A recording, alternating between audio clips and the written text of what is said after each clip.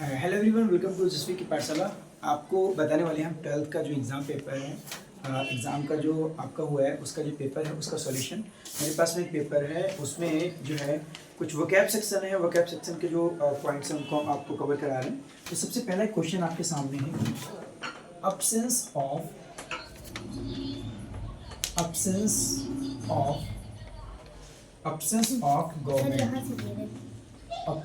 of government in a country, इसको क्या कहते हैं? भाई देखो, अगर हम प्रशासन की बात करें तो सरकार की अगर अनुपस्थिति है तो भाई ऐसे में क्या होगा? अब्सेंस ऑफ गवर्नमेंट अगर किसी कंट्री में है, मतलब कोई एक ऐसा देश है जहाँ पर कोई शासन ही नहीं है, कोई प्रशासन ही नहीं है, कोई सरकार ही नहीं है, तो उसे हम क्या कहेंगे? तो आपके सामने यहाँ पर ऑप्शन है मोनार्की, एनार्की, पैट्रियार्की और मैट्रियार्की। देखो, अगर मोनार्की की बात करें तो वो तो किसी राजा या रानी का शासन होता है। किसी कंट्री में अगर कोई राजा शासन कर रहा है या कोई रानी शासन कर रही है तो उसके द्वारा शासन किया हुआ वो मोनार्की होती है। और अगर पैट्रियार्की की बात करें तो पैट्रियार्की मतलब एक ऐसा सिस्टम, एक ऐसी रूलिंग जिसमें पुरुष प्रधान होता है, एक पुरुष का जो शासन है वो क्या कहलाती है? पैट्रियार्की कहलाती है। और एक ऐसा सिस्टम जिसमें सिर्फ मदर्स यानी कि महिलाओं का बोलबाला होता है, यानी कि महिलाओं की सत्ता है, तो ऐसे को कहते हैं मैट्रियार्की। और उसके बाद में एनार्की। देखो, एनार्की क्या होता है? एनार्की एक ऐसा सिस्टम होता है जिसमें कोई शासन व्यवस्था नहीं है, जिसको आप अराजकता भी कहते हो। इस सिस्टम को हम कहते हैं क्या? एनार्की कहते हैं। ठीक है, तो यही आपका आंसर हो जाएगा इसमें, क्या? एनार्की आपका आंसर।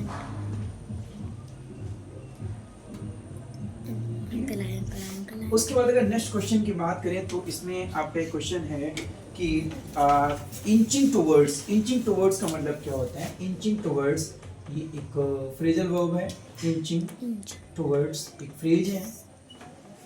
देखो, अगर इसके मीनिंग की बात करें तो ये क्या होता है? किसी एक डायरेक्शन में लक्ष्य की प्राप्ति के लिए भागना, किसी एक दिशा में भागना लक्ष्य की प्राप्ति के लिए, उसको हम कहते हैं इंचिंग टुवर्ड। तो यहाँ पर जो ऑप्शन है to move slowly in a direction हो जाएगा, to move slowly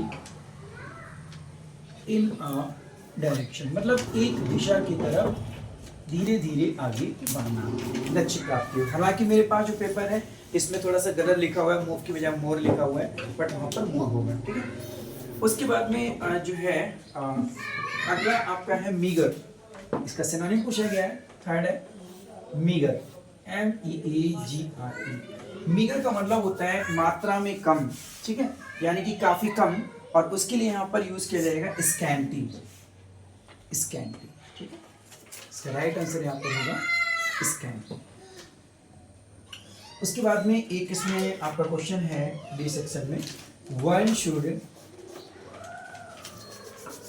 do his duty. ठीक है, one should do his duty. इसमें आपको बताना है कि इसमें जो ऑप्शन दिए गए हैं आखिर उसमें एरर क्या है। और इसमें आपके 4 ऑप्शन दिए हैं, शुड डू हिज ड्यूटी। अगर हम बात करें इसके एरर पार्ट की तो one should do his duty, देखो अगर वन की बात करें तो वन के साथ कभी भी हिज का यूज नहीं हो सकता है।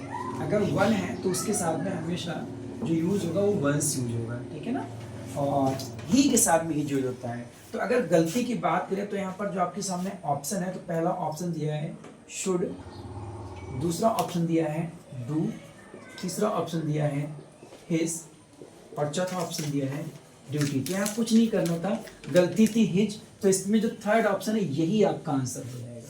ठीक है, यही इसमें एरर वाला पार्ट है। उसके बाद में दिया हुआ है द एंटोनिम ऑफ बैरन। बैरन का एंटोनिम पूछा गया है इसमें, एंटोनिम ऑफ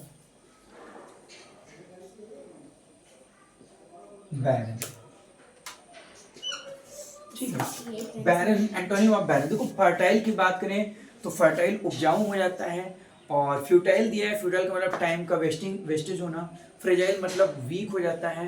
इनफर्टाइल मतलब जो उपजाऊ ना हो। ठीक है, जो उपजाऊ ना हो तो वो तो बंजर हो गई, तो बैरन खुद ही बंजर है, तो वो तो हो नहीं सकता है, तो फर्टाइल इसमें हो जाएगा। इसका राइट आंसर जो है वो फर्टाइल हो जाएगा। उसके बाद में दिया हुआ है नरेशन चेंज करना है। क्वेश्चन नंबर 8 में नरेशन चेंज करना है। इसमें I said comma don't waste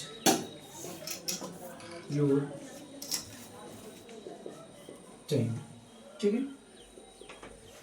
मैंने कहा कि डोंट वेस्ट योर टाइम, अपना टाइम वेस्ट मत करो, ठीक है। तो अगर बात करें तो यहाँ पर क्या हो जाएगा, देखो आई सेड, एक मिनट पहले तो ये देख लीजिएगा, ये सेंटेंस जो है वो आपका कैसा है, इम्परेटिव है, इम्परेटिव रिपोर्टेड स्पीच है। और अगर इम्परेटिव की बात करें तो वहां पर हम ऑर्डर, एडवाइस, ठीक है, रिक्वेस्ट, इन सभी का यूज करते हैं। तो भाई अपने टाइम को वेस्ट मत करो, तो ये एक एडवाइस होगी, तो यहाँ पर हो जाएगा आई एडवाइज्ड, ठीक है, आई एडवाइज्ड। इसको हम कैसे लिखेंगे, पहले लिखेंगे नॉट, उसके बाद लगाएंगे टू, ठीक है ना।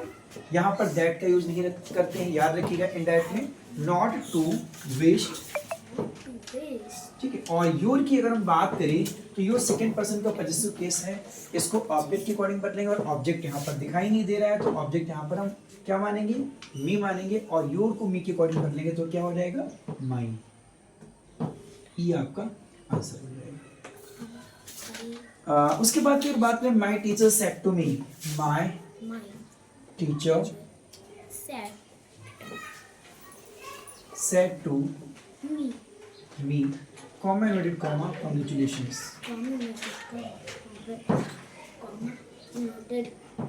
ठीक है। कभी कभी पेपर में कई बार ऐसे भी पूछ देते हैं क्वेश्चंस, तो यहाँ क्या हो जाएगा, वेरी इजी, बहुत आसान है, ध्यान रखिएगा, कुछ नहीं करना है, कॉन्ग्रेचुलेशन, आप किसी को बधाई दे रहे हो, आप विश कर रहे हो, तो आप लिखोगे my friend, my teacher congratulated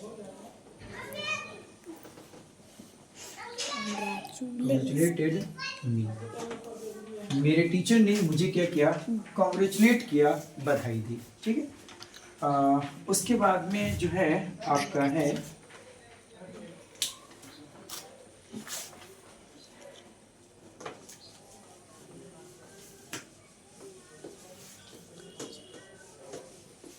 देखते देखते जो है सॉल्यूशन को देखते देखते आप देखिएगा कि आपके कितने आंसर्स करेक्ट हैं, और अगर पॉसिबल हो तो आप अपना स्कोर जो है वो कमेंट सेक्शन में सेंड करते जाइएगा कि ग्रामर और वोकैब को मिला करके आपका कितना करेक्ट हुआ है, ठीक है। उसके बाद में आपका क्वेश्चन था यहाँ पर, I can give you address, I can give you address, my mother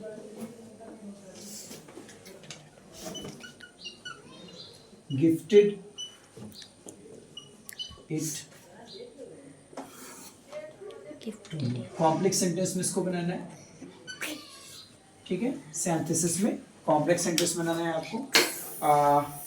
इसका मतलब ये हो गया, ये कह रहा है कि भाई मैं तुम्हें एक ड्रेस दे सकता हूँ और मेरी माँ ने इसे मुझे दिया है, मेरी माँ ने मुझे इसे गिफ्ट किया है, तो क्या हो जाएगा, I can give you address, कुछ नहीं करना है, कुछ नहीं करना है, ड्रेस है किसी भी थिंग के लिए, जब हम किसी भी वस्तु के लिए कनेक्ट करते हैं तो हम दैट का यूज करते हैं, कुछ नहीं करना है, बस आपको सिर्फ दैट से इसको कनेक्ट कर देंगे, दैट माई मदर गिफ्टेड, बस ध्यान रखना है, इट नहीं यूज करेंगे हम, क्योंकि यूज हो चुका है दैट, इसके लिए that my mother gifted to me, ठीक है, जो गिफ्ट है वो यहाँ पर लिखा जा चुका है, ठीक है।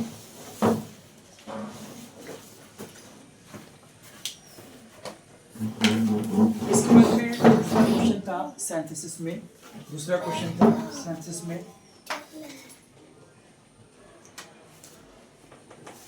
डू इट, लीव इट, इसको कंपाउंड बनाना था, तो देखिए ये क्या है, डू इट मतलब इसे करो, और लीव इट इसे छोड़ दो, तो हम यहाँ पर अल्टरनेटिव कंजक्शन यूज कर लेते हैं, लेकिन और को यूज कर लेते हैं, तो ये हो जाएगा डू इट, और उसके बाद में अगर नेक्स्ट क्वेश्चन की बात करें तो नेक्स्ट क्वेश्चन इसमें I can do it, I can do it, इसका पैसिव वॉइस बनाना था।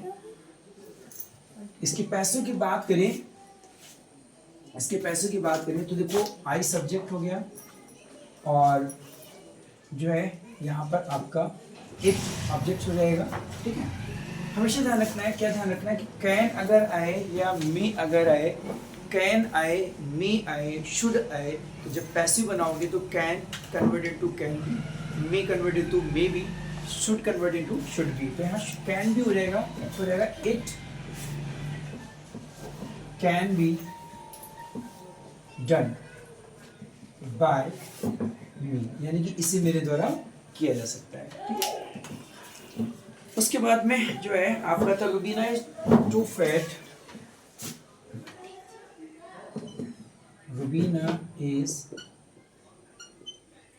To fat to sit properly. इसको क्या करना था, इसको करना था रिमूव टू, इसको रिमूव टू करना था। कैसे करेंगे, देखो वेरी इजी। सबसे पहले क्या करेंगे हम, रुबीना इस टू को रिमूव कर देंगे, सो फैट इस टू को हटा देंगे, दैट रुबीना के लिए प्रोनाउन यूज करेंगे she can not sit properly, ठीक है। तो ये आपका ट्रांसफॉर्मेशन था और उसके बाद में दो क्वेश्चन और हैं आपके।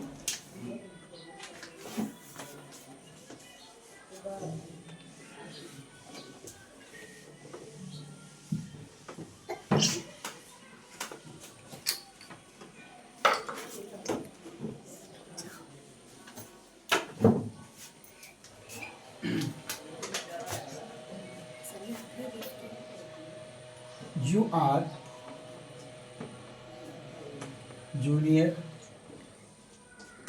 than me, इसको करेक्ट करना था। देखिए हमेशा ध्यान रखिएगा, सीनियर था, जूनियर नहीं था। देखिए हमेशा ध्यान रखिए, कभी भी अगर जूनियर हो सीनियर हो और आपको करेक्ट करना हो तो उसके साथ कभी भी दैन का यूज नहीं करते हैं। तो यहाँ हो जाएगा, इस दैन को हटा देंगे, you are junior to me, ये आपका आंसर है, you are junior to me, ठीक है। उसके बाद में नेक्स्ट क्वेश्चन था, कैटल्स आर ग्रेजिंग। मैंने आपको बताया था कि कैटल शीप इनको हम प्लूरल नहीं बनाते हैं, इसमें एस लगा करके इसका प्लूरल नहीं बनाते हैं। तो क्या हो जाएगा, कैटल आर ग्रेजिंग हो जाएगा।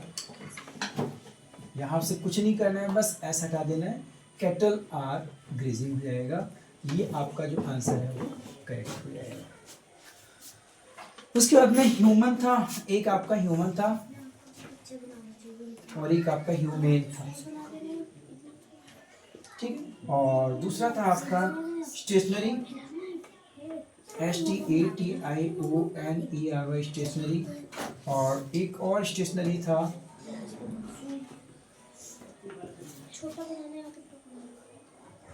ठीक है। अगर इसकी बात करें तो देखो ये जो ह्यूमन है इसका मतलब तो इंसान हो जाता है, मानव जाति हो जाती है। और अगर इस ह्यूमेन की बात करें तो ये क्वालिटी होती है, एक क्वालिटी होती है जब आप किसी के प्रति सिंपैथी दिखाते हो, दयालुता दिखाते हो, उसको हम ह्यूमेन कहते हैं, यानी कि हम कह सकते काइंडनेस कह सकते हैं, ठीक है। तो वो ये ह्यूमन है, सेंटेंस आप बना ही सकते हैं, ठीक है। स्टेशनरी की बात करें तो ये स्टेशनरी जिसमें ERY होता है, ये राइटिंग मटेरियल होता है, ठीक है। मतलब बंद कर दिया था क्या, ये राइटिंग मटेरियल होता है जो आपकी लेखन सामग्री होती है, ठीक है, पेन पेंसिल पेपर ये सब, इसको हम स्टेशनरी बोलते हैं, ERY वाला। और ये स्टेशनरी की अगर बात होती है, ये स्टेशनरी वो होता है अगर कोई चीज़ कहीं पर फिक्स्ड है, मतलब कहीं पर स्थिर है, नॉट मूविंग है, वो मूविंग नहीं है। जैसे हम कह सकते हैं स्टेशनरी बस, ठीक है, कोई एक जगह पे बस खड़ी हुई है, कार गई टकरा गई, तो वो स्टेशनरी बस, स्टेशनरी कार, ठीक है।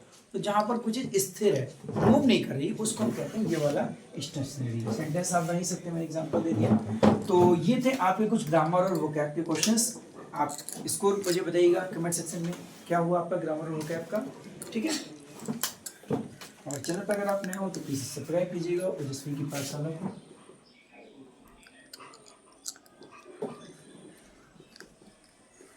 ठीक है, लाइक और शेयर करना ना भूलें ताकि प्रैक्टिस करने के लिए वीडियो आपके लिए हेल्पफुल है। मिलते हैं नेक्स्ट लेक्चर में, तब तक के लिए थैंक्स फॉर वॉचिंग।